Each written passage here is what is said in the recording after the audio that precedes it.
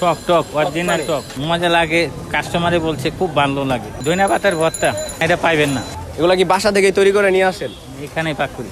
আজকে এক বিশেষ ধরনের চটপটি খেতে আসলাম পুরান ঢাকা টিপু সুলতান রোড। কি কি পাওয়া যায়? আলুর দম চটপটি আলুর দম কত?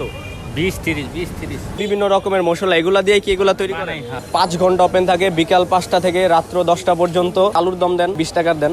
এগুলা কি বাসা থেকে তৈরি করে নিয়ে আসেন? এখানেই পাক করি। হালকা ঝাল দিয়েন। টক টক অরিজিনাল টক 22-23 বছরের। 22-23 বছর এগুলা সেল করতেছেন আলুর দম আর এই চটপটি। যারা একটু টক খেতে চায় তারা চাইলে এই টক পানিটা নিয়ে খেতে পারবে, আর যদি কেউ টক খেতে না চায় তাহলে শুধু আলুর দমটা খেতে পারবে। নর্মালি এই আলুর দমটাও কিন্তু বেশ ফ্লেভারফুল, ঝাল কিন্তু কম বেশ করা যাবে। টকের সাথে আলুর দমটা আমার কাছে বেশি ভালো লাগছে। এবার 20 টাকার চটপটি নিব। সোলেমান চাচার কিন্তু একটা বিখ্যাত উক্তি আছে, সেটা হচ্ছে এই চটপটি খেলে ছোটবেলার কথা মনে পড়বে, আর আলুর দম খেলে আমার কথা মনে পড়বে। এটা কি আপনার নিজস্ব ডায়লগ? হ্যাঁ হ্যাঁ হ্যাঁ, 16 গানটা কাস্টমারে বলছে খুব ভালো লাগে।